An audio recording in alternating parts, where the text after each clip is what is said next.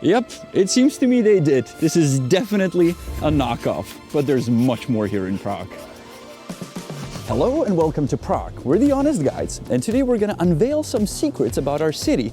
More exactly about things that are admired by tourists, and the tourists usually don't know that what they're looking at is not the original art piece. Just like this, Franz Kafka's rotating hat. Very popular, tourists show up every hour to see it spin, not really knowing that the artist actually stole the idea from somewhere else.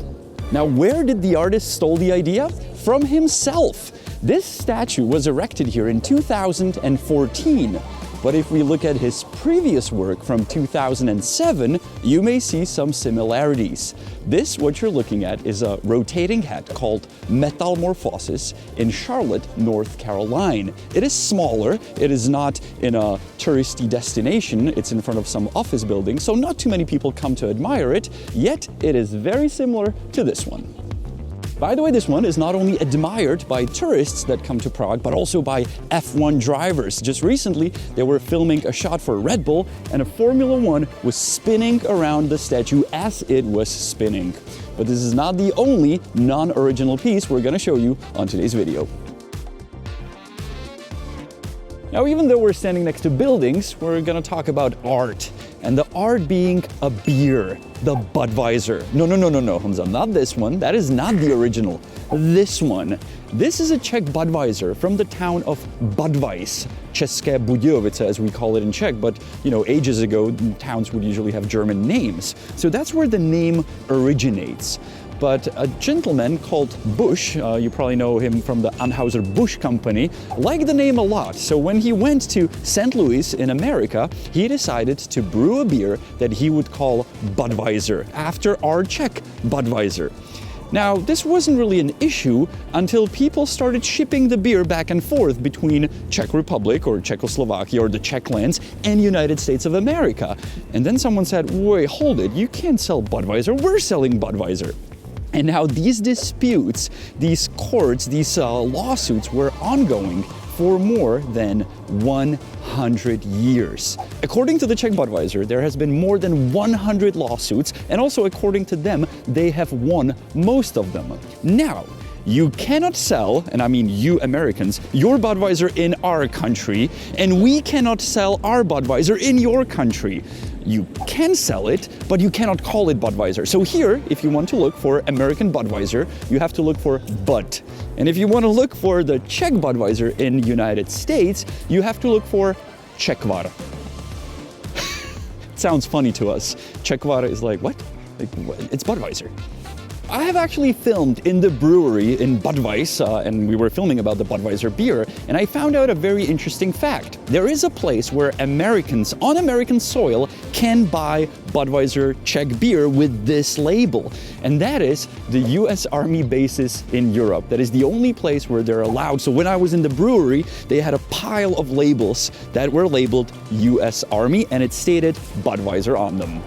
Now, since I know there's many lawsuits going on, I really have to be careful with the wording because I don't want Anheuser-Busch, big company, to sue just two of us, tiny guys from Czech Republic. So I really shouldn't say that this is the original and this is not. I'm not going to say that.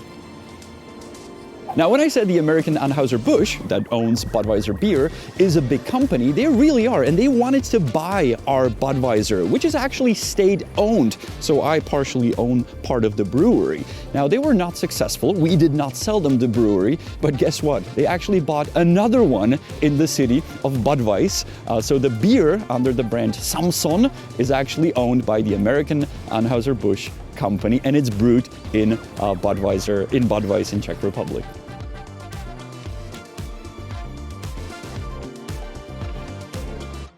We are at the Prague metro station that is closest to the castle, and the metro station has been here since the 70s. But then it's been reconstructed, mainly the entrances that you see behind me, and they were built in around 2010. Good looking, right? I mean, that's some nice design. Yeah, not original. These entrances, these designs were actually stolen from an architect called Norman Foster, very famous one, who created the same design in the metro in Spain, in Bilbao. Now, yes, the original ones look much better and have a much better function. They're definitely not as dirty. And I just think it's crazy that the city itself would just do a knockoff without acquiring the proper architect and just being like, yeah, nobody's ever gonna notice. Well, people did notice, and it's a big issue among the architects in our country that we have a knockoff from a different country. Now, this is not the only design in our country that we copied. And in this case, it's only 2 pieces, but I'll show you something that was copied by thousands. Now, believe it or not, but this house behind me is the most copied building in our country and maybe worldwide.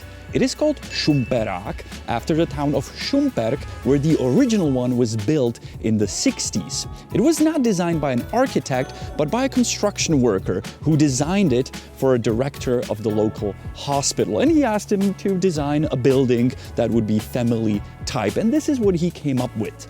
Now, obviously, the plans were sold to some other families so they could build this house. Back then, it was around 100,000 Czech crowns, which was very cheap, and you could build it yourself. But as the plans were handed out to people, people would copy them and build it on their own. So whatever city, whatever village you go to in our country, you will find the Šumperák.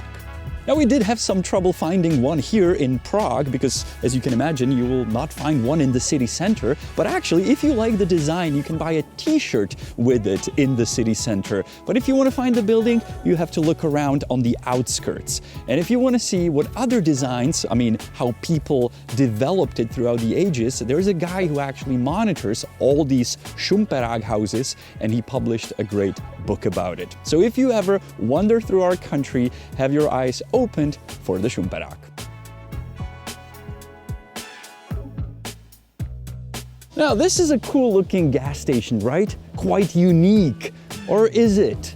Now, we're used to that most gas stations look alike. You just create one design and you multiply it by hundreds of whatever gas stations you own. So if we see something like this, we're like, oh, that's a cool looking gas station. Some architects must have worked on it.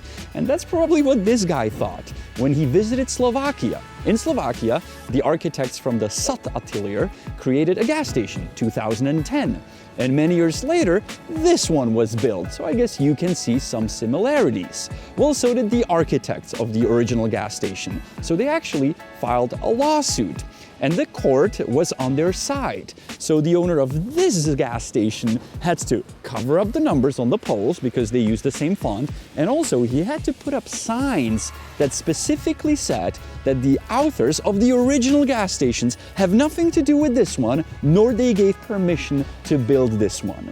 Now, if we look at the poles now, the numbers are not covered and there's no more signs on it. It probably means that the architects of the original one and whoever owns this one eventually came to an agreement.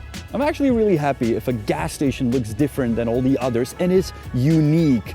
On the other hand, there's a border between just an inspiration and a copy. So I'll let you decide if this was an inspiration or a knockoff.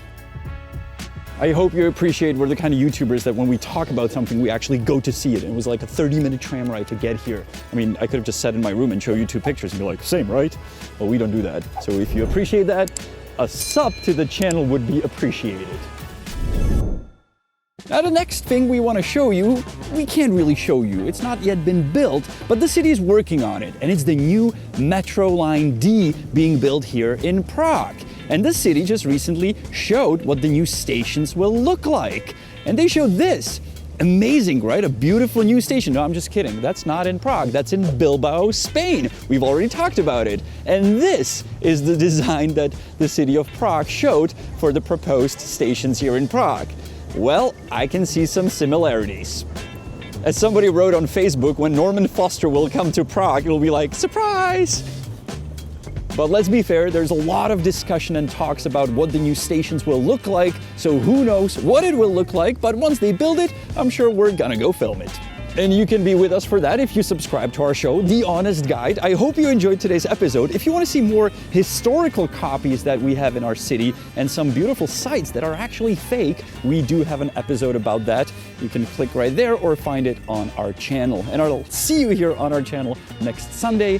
Honza, Janek, The Honest Guides. Ahoj. And I'm going to teach you a Czech word at the end, and that is how to say inspiration in Czech. It's very easy. It is inspirace. Inspiration is inspirace.